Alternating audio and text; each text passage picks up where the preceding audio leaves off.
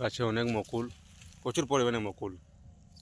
সব মুকুল যদি থেকে যায় তো প্রচুর পরিমাণে আম হবে। আল্লাহর শুকরিয়া আদায় করা দরকার। সামান্য একটা গাছ হাজার হাজার মুকুল দেয়, হাজার হাজার আম দেয়। আল্লাহ কি না করতে পারে। পুরো বাগান আছে, পুরো বাগানে একদম ভরপুর মুকুল। কোনো এমন গাছ বাদ নেই মানে ফুল মুকুল নেই। এই বাগানের ভিতরে আছি, প্রচুর গাছ আছে, প্রায় 400 থেকে 500 আমের চারা আছে।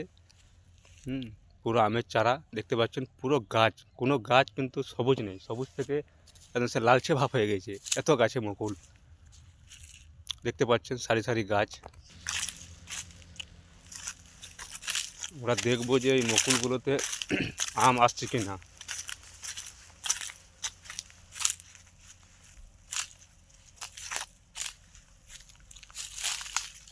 আলহামদুলিল্লাহ, মুকুলে এখন আম আসেনি, দেখতে পাচ্ছেন এবার মুকুল।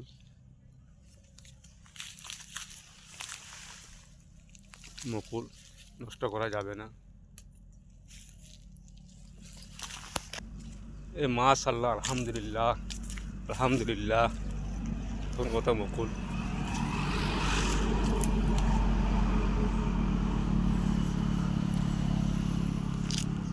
দিয়ে পুরো সারি গাছ, পুরো সারি গাছে মুকুল।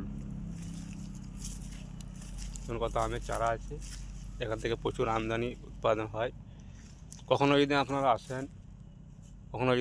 আসেন বীরভূমের রাজনগরে, এই ভোঁড়াবালি গ্রাম, এই ভোঁড়াবালি গ্রামে প্রচুর আম গাছ আছে, আমের চারা আছে। এখানে প্রচুর পরিমাণে আম হয়, প্রচুর পরিমাণে আম হয় এবং মিষ্টি মিষ্টি আম। আপনারা যদি কখনো আসেন অবশ্যই আমের সময় এই বাগানে আসবেন।